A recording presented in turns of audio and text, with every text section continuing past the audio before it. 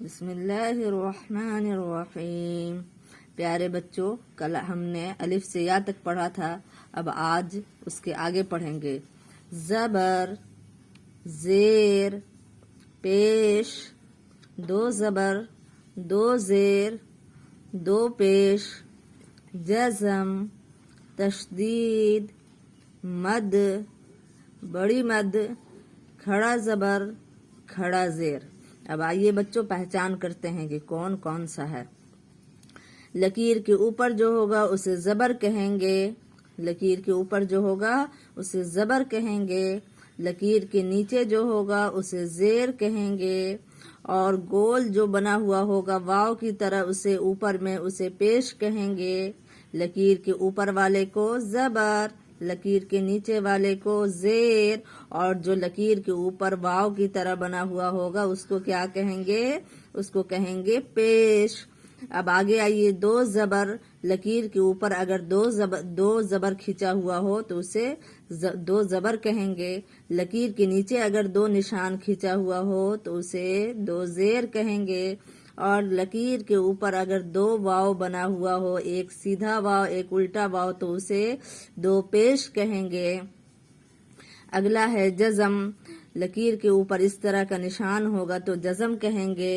تشدید، اگلا ہے تشدید، تشدید والے حرف کو سخت کر کے پڑھتے ہیں۔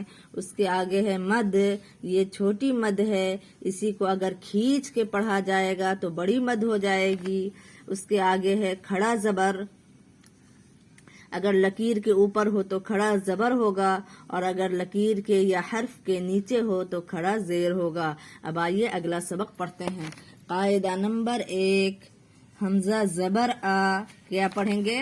الف نہیں، کیا پڑھیں گے؟ الف اس کو کہتے ہیں جو خالی ہو، جو خالی نہ ہو اسے کیا کہیں گے بچوں؟ حمزہ کہیں گے۔ حمزہ زبر آ، با زبر با، بے نہیں پڑھیں گے، کیا پڑھیں گے؟ با زبر با، تا زبر تا، ثا زبر ثا، جیم زبر جا، حا زبر حا، خا زبر خا، دال زبر دا، ذال زبر ذا۔ پھر سے پڑھیے، کیا پڑھیں گے؟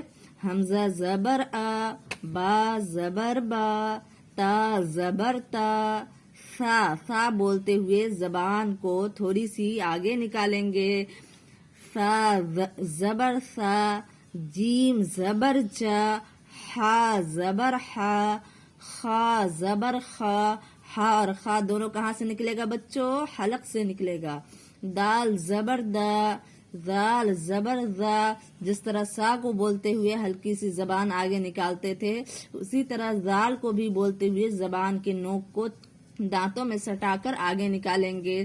ذال زبر ذا، را زبر را، را رے نہیں پڑھیں گے، کیا پڑھیں گے؟ را زبر را، زا زبر زا، سین زبر سا، شین زبر شا، صاد زبر صا، غاد زبر غا، طا زبر طا، ضا زبر غا، عین زبر عا، غین زبر غا۔ پھر سے پڑھیں گے، کیسے پڑھیں گے؟